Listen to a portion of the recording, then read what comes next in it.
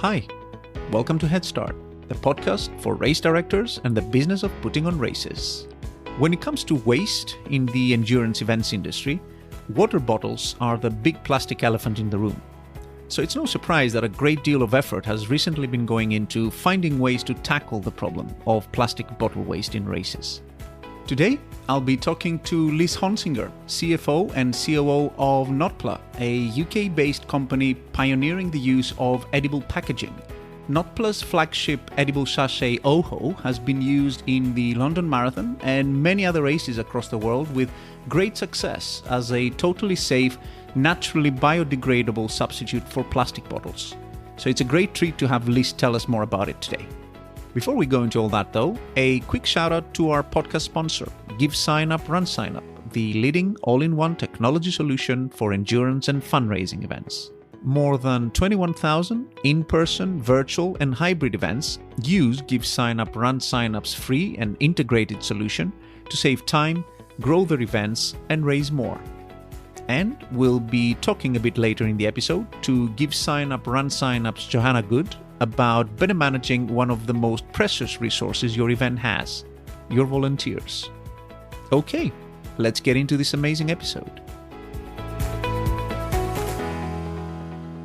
Liz, welcome to the podcast. Hello, Panos. Nice to be here. Thanks a lot for coming on. I have to say today is very exciting for me because I've been meaning to talk to you guys for a very, very long time. I was mind blown by watching your product demo for the London Marathon, which we'll get into, the edible sachets that you guys produce. Great. And I think it's going to be a terribly, terribly interesting discussion for everyone who's been meaning to know a little bit more about the company and the product and hasn't had a chance yet. Fantastic.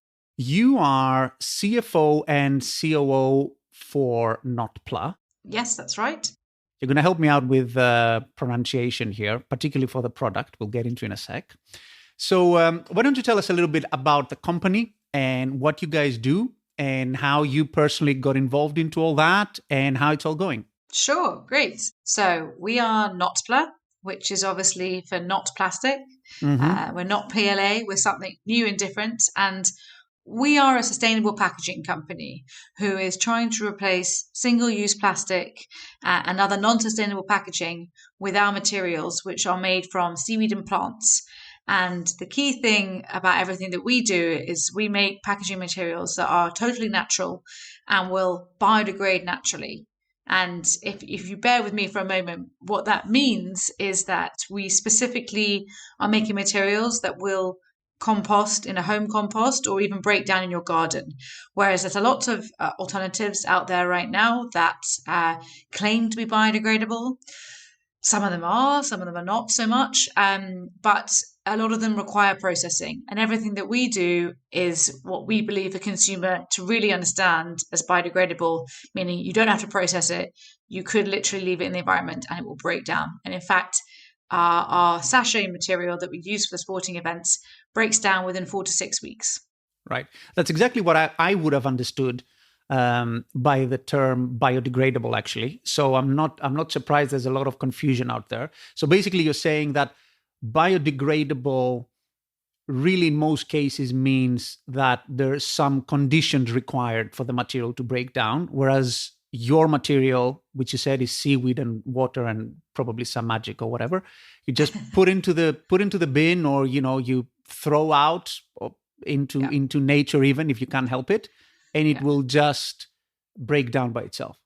Exactly. So there are these alternatives which talk about being biodegradable, and that's a bit of a technical term. It's one of those technical get-outs where it officially means that something will break down within a certain time frame under conditions such as heat, pressure, or with a catalyst, meaning it has to go to a specialist industrial composting facility in order to break down. Which is much like going to recycling in order to recycle. Whereas our materials, being completely natural, are more like food. So it's really like packaging a product in food. You can take it and put it in your food waste, and it just breaks down with microbes and water and oxygen. Mm-hmm. And I know by just looking also at your website that there's a few products you guys are trying out. You do like lined food containers and all kinds of stuff. But is it fair to say that it all started with Uhu, the little magical sachet we've seen in London Marathon and elsewhere? Yes, it all started with the Oho, Oho, or Uho, right. or whatever you like to call it. Right, Oho, yeah. Yeah, that was our first product, and it's really where the whole journey began. So, working to create a sort of flexible packaging for liquids, and it started with it as a drinks container. So that really is the original Notpla product. Right. What kind of liquids can it hold? The Oho sachet can actually contain most types of liquids. So we obviously do just plain water, and we do sports drinks, like we've done Lucozade and various other isotonic drinks before. But we also use a very similar, we have a slightly different blend, as you say, a bit of magic, but a slightly different blend to our ingredient mix. But we do it for sauces as well. So you might have seen the trials we did with Hellmann's year before last, and we're now working with a few different sauce brands to package sauces instead of a plastic sachet. Mm-hmm. So for people who haven't seen the videos, can you sort of like walk us through a little bit how a sachet like that would be consumed, let's say in a race? So it's a little, why don't you tell us about it, like a little pouch, and then how do you use it? So yeah, it's a bit of a different experience, as you can imagine. And actually, part of the idea came from looking at how people drink water in different countries. Mm-hmm. So whilst we here in the UK and the West are used to drinking from a plastic bottle, say a hard bottle, in lots of countries in Africa and Asia, they actually drink out of a plastic bag. So they're already used to this in the way that we're not. But basically, you have a bag of liquid, you hold it in your hands, and you have to nip the corner with your teeth and then suck the liquid out from inside. And it's really important because we found in the first test, we didn't explain this to people, people approached the bubble or the sachet of liquid and they tried to eat it like an apple and then were surprised when it went everywhere. But of course, It's got no structure because it's a flexible packaging. So you have to just, and it's quite soft. It's softer than you might think. It's definitely softer than plastic, which is actually one of the benefits when using it for something like a sauce sachet, because people find those sauce sachets horribly hard to get into, whereas ours is much easier. So when you're drinking it in a race, you would take it from the person handing it out or off the table where it's situated, and you just take the corner, nip it between your teeth and suck it, and then you throw it to the side of the road. Right. And that is how you would use it. Now, that's for the water ones, which we standardly make around 70 ml size. We also do small ones, which are around 25 to 30 mils. And those you can actually eat whole because, in fact, the material is so natural it's edible. So when we were doing the Lucozade ones in London Marathon, they liked the idea of being able to pop this in your mouth whole. So they're about 30 mils in size, in which case you pop the whole thing in your mouth. Ideally, you put it towards your cheek just to be easier, and you bite down on it, and it's going to have a slight pop, right? Which is quite a nice experience. And then you drink the liquid and you actually eat the membrane. Or, of course, you can spit it out. Right. Does it have any taste? Like, does it taste like anything, the membrane? No, it pretty much tastes like nothing. It's one of the reactions that people often give, because I think you tell people it's made from seaweed and they think, oh, it's going to taste weird. But it really doesn't. In fact, we've worked quite hard to remove the taste from it. So it pretty much tastes of nothing. It has a texture that's, I guess, a bit like seaweed, and it's kind of firm and slightly jelly-like that. But yeah, it doesn't taste of anything. And sadly, doesn't have any nutritional value. It doesn't? It doesn't. Okay. No, we get asked if it contains anything, and it's all about the product inside. So it has a tiny bit of fiber, but I think you'd have to eat quite a lot of them to make a difference on your diet. Right. And people may be intrigued. And actually, I think if they looked it up on YouTube, there's quite a few people who are trying to make their own. Right. I mean, this material is something that you can do like a version of it. You can cook up in a kitchen. Yeah, it's interesting. So that's kind of like where we started from. So the basic core concept is actually a gastronomy technique, molecular gastronomy. So you take the basic ingredients of some seaweed extract and a calcium salt, and you mix them together in a certain way, and you can make a bubble. And look it up. It's really fun. I'd encourage you to do it with your kids. It's great. It's a great thing to do. That's where we started 7 years ago, 6, 7 years ago, and trying that out. And of course, it's lovely that you can do that, but we've come quite a long way from that. So in terms of both the process and the material. So that's just the basic material. We now add a number of different things like plant gums and different plant extracts to give it better properties, which include strength, a better permeability, so less water goes through the material. And the key thing is the processing, as I said. So if you try and do that yourself, you'll discover you can make maybe 2 units or 3 units in an hour. And we've developed our own machinery in order to make hundreds of those or thousands of those an hour. Yes, okay. Exactly. And actually, I think it's worthwhile pointing out that the founders of the company and the people behind this, people actually, if they search about the company, they'll probably see some videos of, they are themselves like actual material scientists, and they came out of university and everything. So why don't you tell us a little bit about that, like how the whole company started out, the university connections, the research, all of that? Sure. So Pierre and Rodrigo, our co-founders, met at Imperial College London, where they were doing a joint master's actually in a thing called Innovation Design Engineering, which is a very cool course connected with the Royal Academy as well. And it contains both design elements and science elements. So it's really bringing that together, that mindset, which I think is the perfect breeding ground for entrepreneurs. So Pierre actually came from an engineering background. Again, it was his idea was around this machinery to make this possible. And Rodrigo is a product designer by background. So he was actually a professor of product design at Kingston. And he has a number of fun patents for strange little products he's invented himself.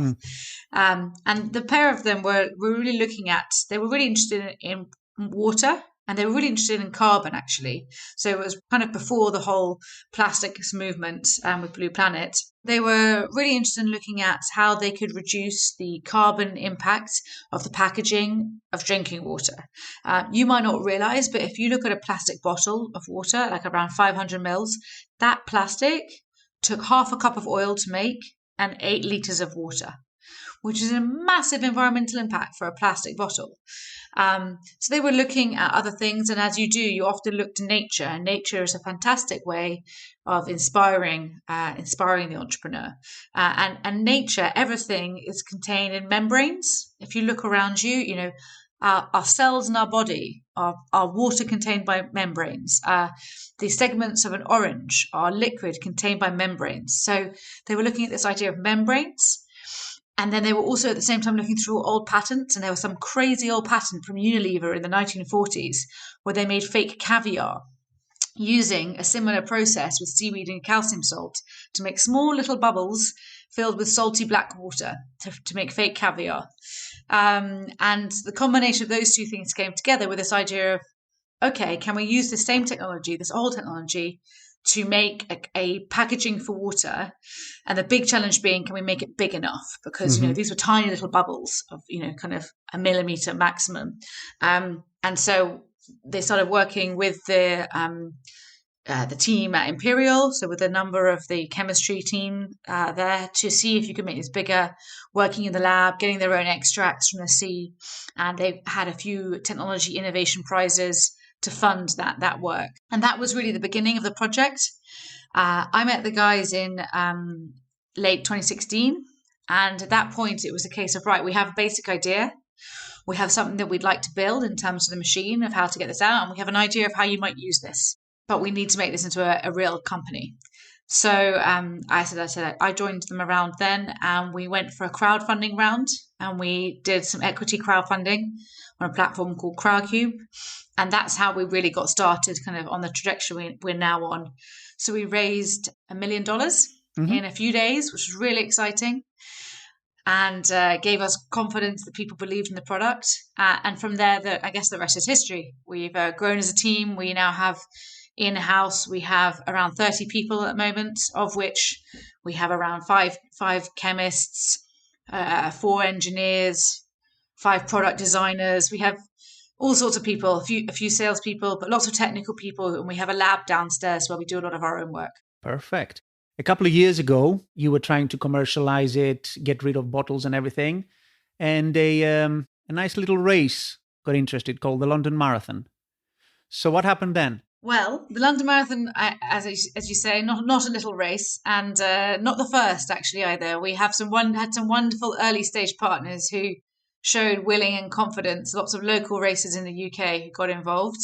But the London Marathon, yes, we worked up to that in 2019. So initially, I'm sure you know, London Marathon also organised a number of other races. So before that, we did the Vitality Half Marathon, which they also organise. And before that, we did some test events. And that was all working in partnership with Lucozade to do, as I said, these small 30ml bubbles. So at the 2019 marathon, we supplied 40,000 units to replace all the bottles at one Lucozade station. And it was the first large-scale testing of the product. And it was really fantastic. And what was very exciting is that we got great feedback from people. You always expect with a new product there to be a few naysayers, but there really weren't. People seemed to be very positive. Yeah, I think people are willing to give these kinds of things a try, both organizers and runners, because the issue of plastic and pollution and waste is one, people can't avoid anymore, and it's in the front of people's minds. And I know that although it might be inconvenient in some cases, people are thinking about all kinds of things, about going cupless, about having other substitutes for plastic bottles, having biodegradable cups, that kind of thing. So yes, I mean, I'm pretty sure people would have given you the benefit of doubt and would like to see you succeed. I think everyone would like to see you guys succeed. In terms of the aid station that you guys supplied the Lucozade sachets for, how did that work, out of curiosity? Like, I can see how you can stack bottles of Lucozade and, how people might just, run through and pick one up. How did it work with your sachets? Was it a bit of a challenge for volunteers to be able to hand them out or train them, or how did that go? Okay, Panos, you get me excited here. We're talking about logistics and operations. It's very exciting. No, so I think just in terms of the practicalities, the OHO sachets are supplied in containers that are each, like 35 centimeters by 20 centimeters big, and they are hard containers. And those themselves can therefore be usually transported to the event headquarters. So they'll be transported before the race. So we very much see the way you distribute and treat our sachets is similar to water bottles. So they get delivered to the central location. You, in your setup, with your van that's going to take out all the tables and the flags and things, will take those out to each water station. And in the case of London Marathon, because there was a large volume, we had the kind of pallets of stacked up of these boxes behind the station, behind the tables. And then volunteers, what they do is they just take a box from that, put it on the table, open it up at the station, and hand it out directly to the runners.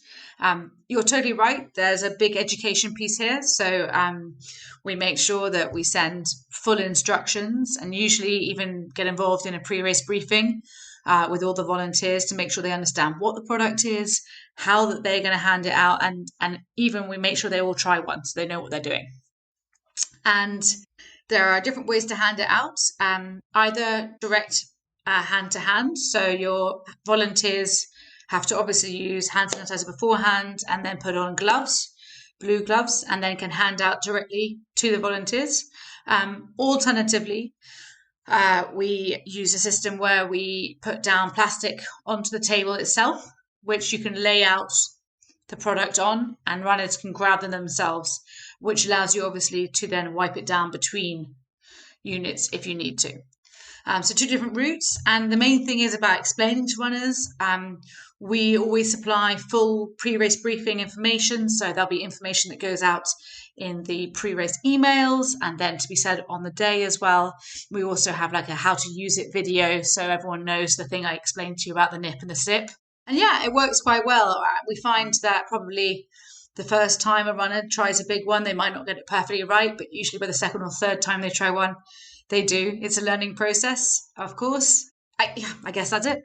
Did you get any feedback from runners that might have helped you rethink some of the ways that you're distributing or delivering it, or even like the material it's made out of? Was there anything that came out of the London Marathon that was helpful to you from an R&D point of view?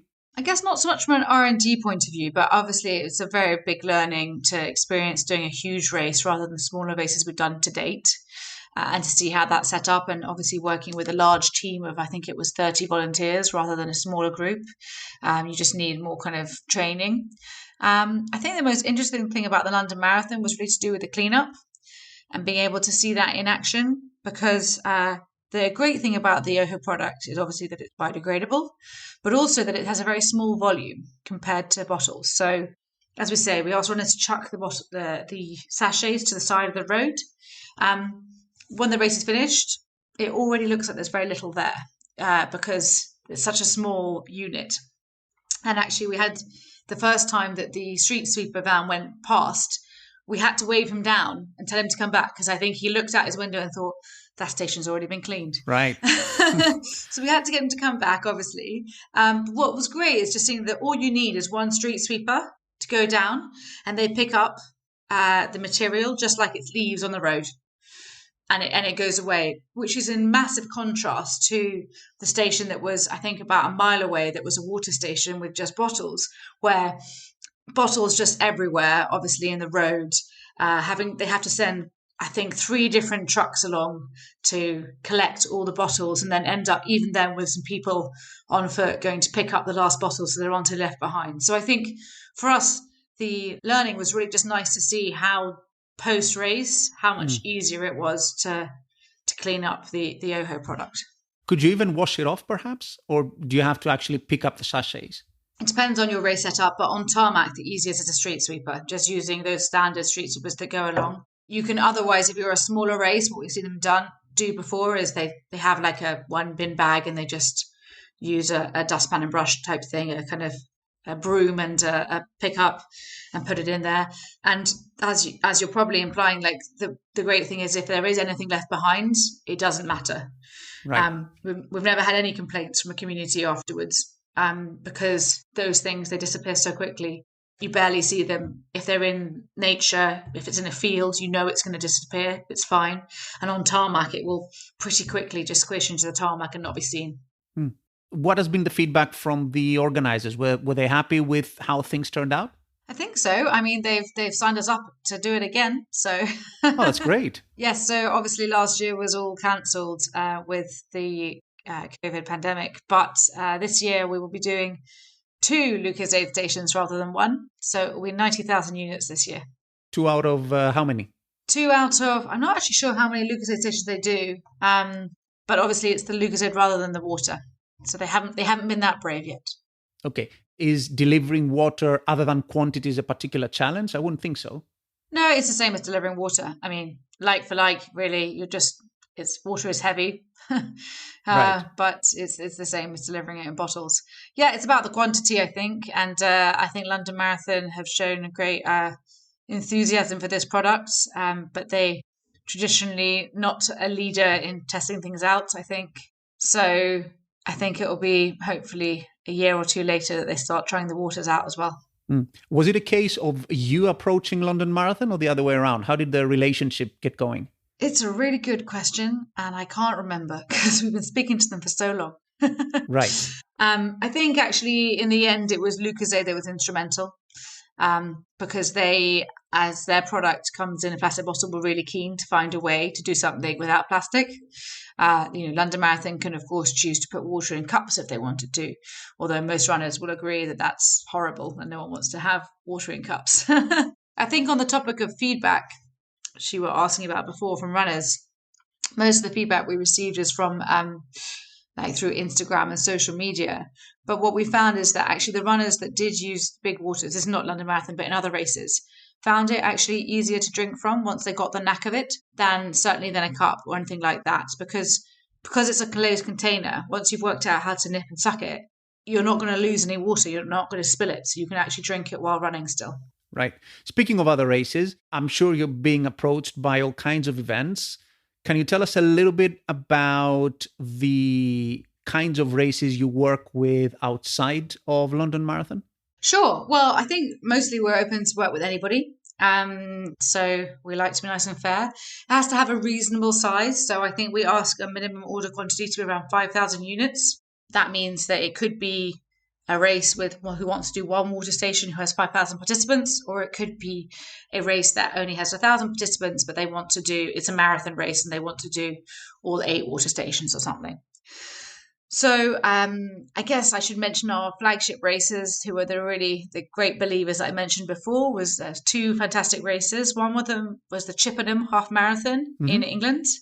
It's a lovely race through the countryside around Chippenham, and they were the first race, I think, 4 years ago to try out having OHO water sachets at every single station and all the hydration provided that way.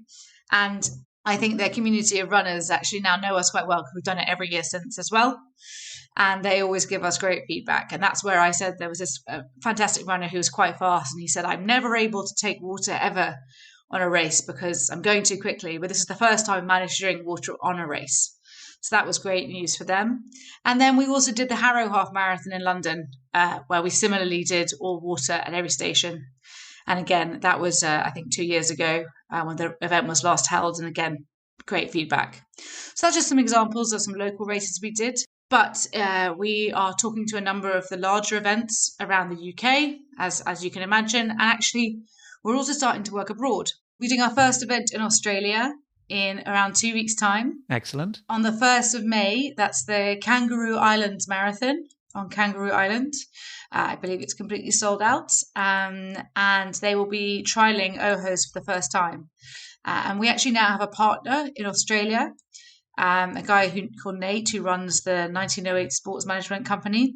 And he is now helping us distribute into Australia. So he's also talking to a number of the big marathons out there. I won't mention the names because it's all early conversations, but you can imagine the big city marathons in Australia. There's 2 of them currently interested, and hopefully we'll be doing a test later this year. Whether it's water bottles or edible sachets like OHO that you're handing out at your aid stations, the one thing you're always going to need is a volunteer force that runs like clockwork. So how do you coordinate dozens of people across a myriad of tasks without spending hours updating spreadsheets? Well, would you believe it? Give Sign Up Run Sign Up offers a complete volunteer management solution as part of the service. So let's hear a little bit more about that from Give Sign Up Run Sign Up's own Johanna Good. Johanna, thanks a lot for coming on. Hey Panos, it's good to talk to you again. So apparently the Give Sign Up Run Sign Up platform comes with a fully fledged volunteer management module, which I'm ashamed to say I only discovered very recently. Tell us a little bit about what race directors can do with that. Yeah, so every race comes with a volunteer management module that's built right into the event. You can just look for it on your race dashboard, and then it's free and easy to use. It's pretty intuitive. You set it up so that there are volunteer tasks, and then you can organize those tasks into categories to group them together, or you can offer different time slots for each task. For example, I have a smallish race that I organized, so I set up a full category for all the water stops, and then each individual water stop is a separate task, and there's 2 time slots for each water stop. And then my favorite part is that I can assign a task coordinator for each water stop, and that task coordinator has access to the communications tool to email everyone at their water stop directly from the platform, so I don't have to keep up with the minute details of every different water stop. That's very cool. What about volunteer signups? Can I use this as a tool to get my volunteers to sign up for tasks I've set up for my race? Oh yeah, absolutely. The registration is just like a simplified, free registration that you do for any event. You can require a waiver, you can ask additional questions. The platform is going to automatically track the status of each task and time slot then, so it'll stop taking registrations when a specific task or time slot is filled. There are some detailed reports. Obviously, you can access email addresses and questions, answers from your volunteers. My favorite report is going to be a quick summary that shows the status of each task and the time slots in a color-coded quick glance. So there's slots that are green, and those are totally filled. You don't need any more volunteers. There's yellow slots that have reached a minimum number of volunteers, but could use a few extras if you can get them. And the red slots are the ones that you really need to focus on recruiting for because they haven't yet reached the minimum number of volunteers that you've entered for it. Awesome. So there's really everything I need there. I can get my volunteers to sign up, and I can allocate tasks to them, and then I can monitor how they're doing delivering on those tasks. And you said this is all free through the Give Sign Up Run Sign Up platform? Yep. The volunteer platform is available on any race dashboard. Super. Well, there you go. Another great tool to help you manage your race, absolutely free from Give Sign Up, Run Sign Up. Awesome. Many, many thanks to you, Johanna, for sharing this information with us. Now, let's get back to our discussion of OHO, the edible liquid sachets for races, with Liz Honsinger. Okay, so it seems you guys are working with a bunch of races from around the world. What countries is the OHO product actually available in? So, at the moment, we are a UK-based production facility, and the long-term vision is that we'd like to have production facilities all around the world, because for us it'd be really important to produce close to site. We don't really, in a long-term world, want to be shipping water around. That said, whilst we're at this stage and we're growing, we are doing exactly that.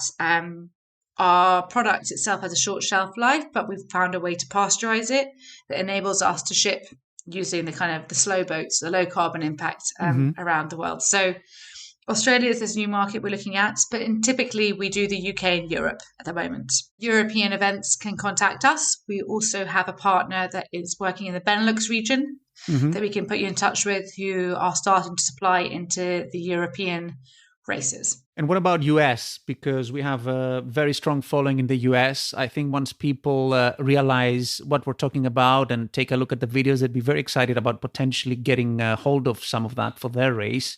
Is OHO going to be available there soon? So that's a really interesting question. We'd love to do the US, and if there are any potential manufacturers listening or sales agents who'd be interested in getting in touch, please do, because we have this idea that, as I said, we want to one day have manufacturing all around the world, and that doesn't have to be us doing it ourselves. We're looking for people who'd like to franchise and who'd be able to set up sites where they could make that water, and even in the short term, people who will just be able to sell and be our local agent would be fantastic. That said, if there are any big American races, we're always happy to talk to people, because I think as of later this year or next year, we'd quite like to do some trial events in the US. So they have to have a reasonable scale. It doesn't work to ship units out there at this stage for something small. But yes, very interested in talking to American parties, because for us as a company, it's never been about being in one country. It's about being global. It's about having the impact everywhere. And in terms of numbers, if I'm organizing an event and I want to go exclusively OHO for the water, say, how should I be thinking of the quantities I'll need to order in terms of, if I have, let's say, like a 10K with 1,000 people, and I usually, give out an amount of water bottles, how should I think of that substitution ratio between water bottles and OHOs? It depends on the length of the race, I suppose, and it depends on if you have any local restrictions and requirements on volume of water needing to be supplied by participant. Obviously, our units are 70 mils, so you can do the maths. But in general, what we found is that people give out water bottles, but people don't drink more than a couple of sips. Yeah. And we got to 70 mils because that's about 3 or 4 gulps, which is what people want to take. So for shorter races, we would say for a 10K, it's probably 1-to-1. Whatever you have as water bottles or cups, you just replace with the same number of our product, of OHO. For longer races, half marathons or a marathon, we would probably say more like 1.5 to 2 in terms of the ratio, because especially if it's a warm day, we find that the first water station or second water station at a race person will still take 1, but by the time they get to their second half of the race, they'll probably grab 2 OHOs and then they can drink one straight away, can hold one for a bit and then drink it a little bit further down the road.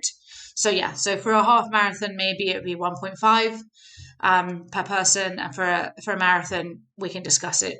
It depends, I guess, on various factors, but 1.5 to 2. Yeah, that's a good point about quantity, because indeed, and I know you race as well, when you're on a race, you grab a bottle, particularly for some of the longer races like a marathon where, like every 5K, there'll be a water stop. You don't actually take any more than 2 or 3 sips. And really, like most people just throw it away, and there's like a little puddle around every water station. So I suppose you're saving back on water as well as bottles and everything. Yeah, it's true. And I mean, I'm sure you've seen it. Well, there's a couple of things, but obviously you should be well hydrated before you do a race. So this is just to top you up and stop you feeling parched. And I'm sure you've seen it if you've done big running events nowadays when they're giving out bottles of Volvic or something.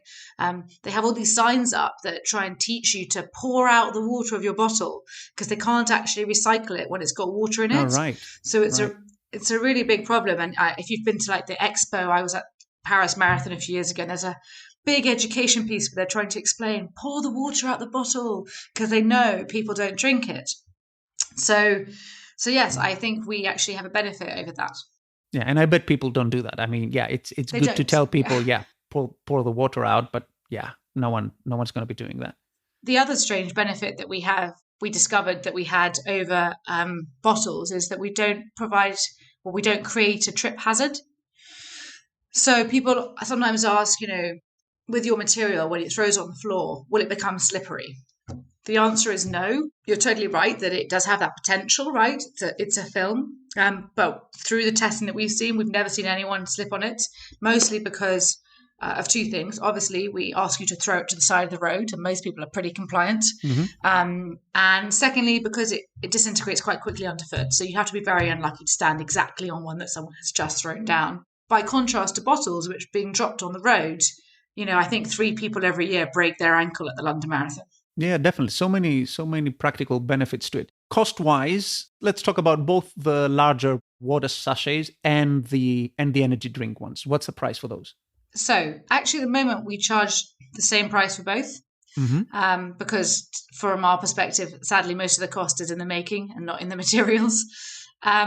We charge 25 pence per unit, which is obviously more expensive than your equivalent bottle. It'd probably be about double the price of what you might pay. But we think that the environmental benefit is far outstripping that. And I think as I said, there are benefits to the cleanup that hopefully you should save some money on at the end. So yes, 25 pence per unit and plus shipping, which is the kind of, I guess the thing is, that's why we'd like to get to a stage where we have production in different countries, because whilst we always do shipping as a pass-on cost, i.e. we're not making a profit on it, it might be expensive to America. I haven't looked into it yet. Well, I think it's a great product. I mean, first of all, I don't think that, even if it's a little bit more expensive than a water bottle, that I think in the context of what it is and how it looks, that it's really significant. Plus, I think it's a great product for sponsors to get involved in. Because, of course, why wouldn't you want your name behind something like that people are going to, immediately associate with, you helping out the environment, right? You're so right. We actually find a lot of the races we work with get a sponsor specifically for the water, and we're very happy to work with that. It's a great way to get it paid for. Right. So what's your future plans? How we're going to be taking OHO to the rest of the world and to every single race on the planet? Well, as I said, looking for franchisees. I think it's all about this next year to really see how it takes off. So it'll be nice to see the races restarting post-pandemic again. And I think we're just kind of waiting to see how that picks up and how quickly people return to normal. I think it would be fantastic for us to have a few of these major marathons around the world. So watch this space on those and as we start to take that off. And then also we're hoping to really in 2022 hit the UK market and hope that we have a really significant presence here, that it makes sense for partners in other countries to start doing this. But yes, hopefully you'll start to see production of OHO in different countries, which will enable it. Obviously, in terms of cost, we always hope the cost will come down, and that's really a matter of scale. So again, that's something that we will keep an eye on. And I think really the way that this can happen is by more and more runners trying it and giving the great positive feedback that we've already seen, because it gives race organisers the confidence to get this product on. As I said, we've always been overwhelmed by the positive feedback that people give us. And I think it's a really wonderful engagement piece for any race that's thinking about doing it. It really gets people excited beforehand. We had people at the first ever, I think the first ever half marathon we did with Lucozade as a test. We actually didn't provide enough units. There was more people than they thought, and they ran out. And there were people coming towards the end saying, but I want to try it. I'm so excited. I read all about it. So I think it really does have that wonderful thing. And, the reason we started doing this with sporting events is because runners are just the perfect adopters for this product. What we see is, runners are people who like to be in nature, who like to be healthy.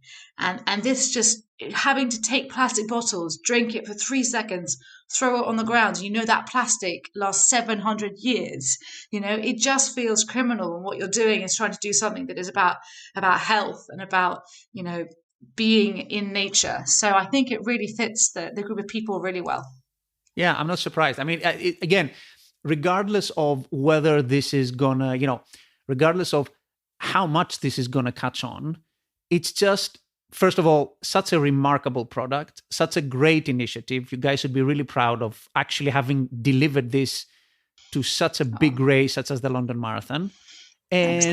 And again, going back to what you said about the earlier events you would have been on, I would have entered the race just to try this thing if it weren't available. It's such a great experience to be able to say that, I tried out something so innovative as not having to take on a bottle and try this kind of alternative.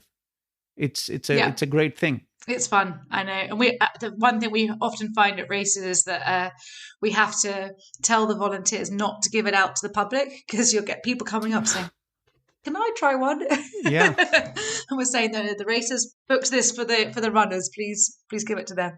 Have you found actually through your conversations with race directors any kind of sticking point at all about people perhaps not wanting to try it out for a specific reason? Well, I guess most of the events that contact us are already in a certain mindset, so they're probably less likely to have those kind of questions.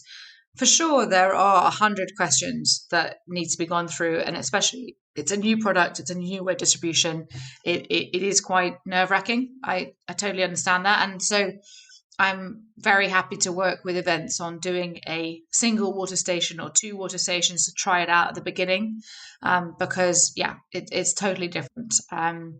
We obviously get a lot of questions, as I said, around the logistics and the ops, and I think that actually is in some ways surprisingly the easiest part of it. We get some questions about handing it out because it is new and people don't know how to take it. And I think the main thing that we try and explain there is that sometimes I think people think, oh, this is a bag of water, so it's going to be easier to take than a bottle or a cup. So the fast runners will run through and try and just grab it, and it can smash in the volunteer's hand. And that isn't ideal, but we have to remind race organisers that runner wouldn't take a bottle or a cup either, because they'd be going too fast. So I think, in terms of handing it out, think of it like handing out a cup of water. Runners will have to slow down a little bit to take on water. That is what they'll have to do. And it's very, very like there. Other things to think about, yes, understanding the cleanup. I guess one extra piece to mention is that we operate a circular economy on all of our containers. Mm-hmm. So we ask that the race provider packs up and returns to us the containers it came in, so there's no waste, which we then wash and reuse. So I guess that is one extra piece, but we provide the return packing label, so it should be relatively simple. Okay. And if a race director wants to get in touch about putting in an order or, inquiring further into putting in an order, whom do they contact? Well, for sure. Well, anyone can obviously contact me, but the easiest thing is to contact our info@ email address. Actually, we're very attentive on that. So it's info@notpla.com, NOTPLA. You can also go onto our website, and if you go onto the products page, you can scroll down, you find the OHO Sports section, and it links directly to a form, which you can fill out straight away with your race details, and that will get sent straight off to our sports team. So either info@ or via our website, and there's a form on there. And we look forward to hearing from people.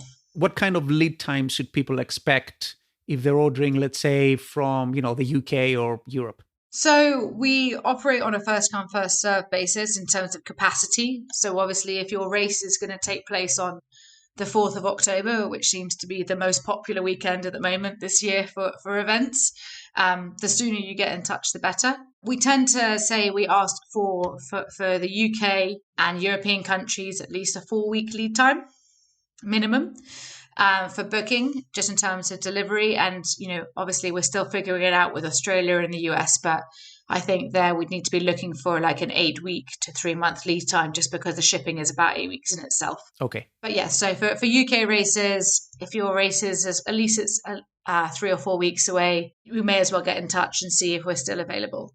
And in terms of franchisee opportunities, are you guys open to that? Because I heard you mention earlier that that's going to be your rollout plan for other countries in the world.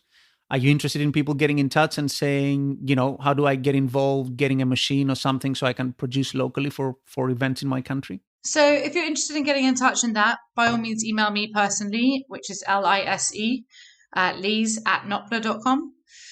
And I'm happy to talk to you. Or also you can email the info at email address. At this stage, yes, we'll be looking for people who've got manufacturing experience, people who've run a food production site before perhaps, or people who have maybe done a lot of the operational equipment for races. So someone who makes the T-shirts or the race numbers for sports events, those kind of people would be the perfect Okay.